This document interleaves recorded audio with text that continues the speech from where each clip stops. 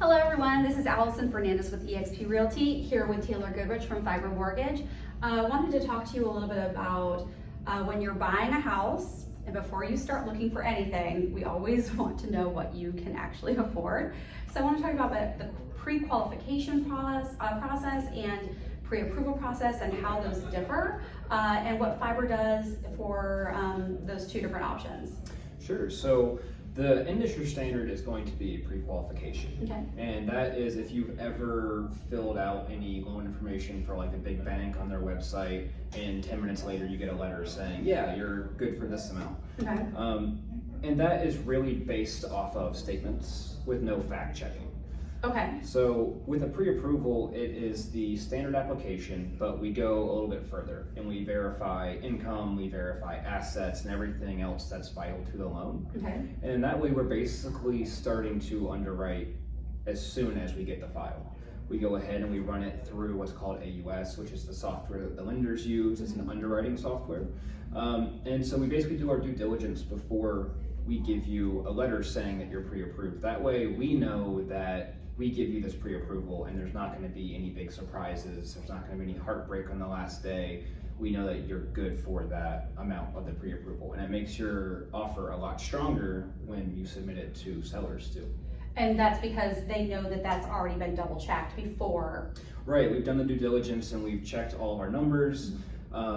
We check to make sure even that you're going to be able to afford that payment with what the taxes are going to be next year when they reevaluate. Okay, and a lot of that's because we have the homestead exemption in Florida, so that the current homeowners have a lower tax bill based on a cap of 3% per year that can be increased. So over the past 2 years, we saw this huge increase in property values, but the people who currently live in those houses aren't going to be priced out with their taxes because it jumped 200%.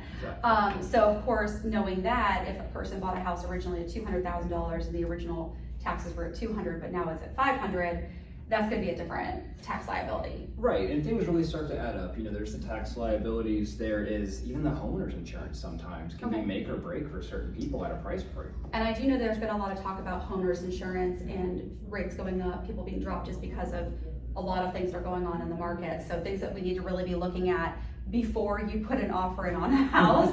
But not only that, with the pre-approvals and knowing those other fees like HOA fees, CDD fees, or condo fees, which are still part of the monthly expense, but not necessarily part of your mortgage. And explain how that can kind of factor in as far as what you can qualify for purchase price. Yeah, definitely. So CDD is probably the biggest one I can think of that can really be make or break for people.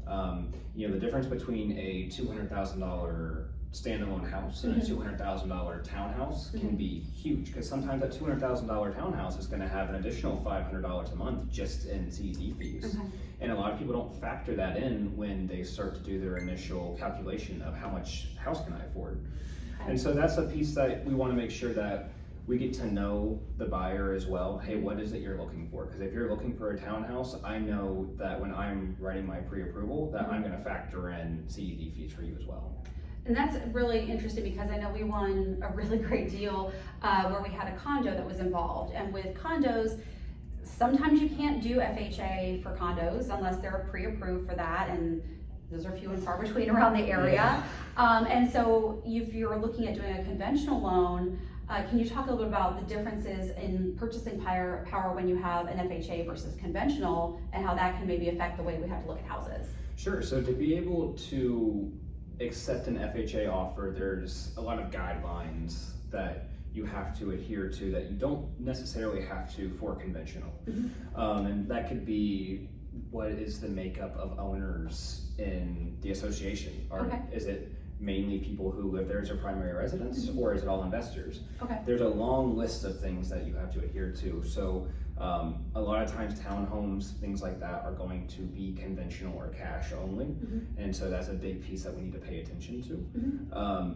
Additionally, your purchasing power can change with the products as well, because FHA might offer you a lower interest rate, but you're going to have mortgage terms too. Oh, yes, and so that's something that you want to make sure that when you're talking with your lender, you know up front what that not just what your PMI payment is gonna be monthly, but also what that initial funding fee is going to be, to make sure that you know upfront what everything is. And I do love the fact that you are so thorough in explaining to my buyers exactly what every single thing is gonna be. So we don't get our closing disclosure 3 days ahead of time and have a big surprise and people really scrambling to make up for a few $1,000s to cover that. So that's really interesting. Yeah, you know, a home is, for most people, the biggest purchase you'll ever make, and we just want to make sure that everyone knows where every dollar is going. There's no questions after we go over the LE where your money's going. Yeah, there's nothing worse than getting 3 days to closing and then all of a sudden you find out that you are gonna need to bring an extra 10 or 15 or $90,000 to closing. That's a long story I won't get into right now, but yeah, been there, done that, and I have a postcard and the t-shirt for it. It was my house. There you go. It was my house. It was fun. It was great. I wasn't a part of He that. was not a part of that. It was a different state, and it was like 15 years ago when I was young and stupid. And I didn't have somebody walking me through. I was using a builder's lender. We'll talk about that later.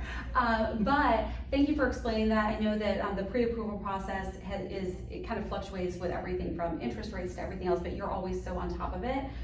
Whenever I say, hey, now I need this, it's like, just going in and making my things and I've got it all covered. I flip from FHA to conventional as needed, so always wonderful to work with you on those. If you have any questions about, you know, how to get pre-approved, what you can qualify for, what types of loans, give us a call. We'll get you all set up with Taylor and make sure you know exactly how much you can get when you're buying a house.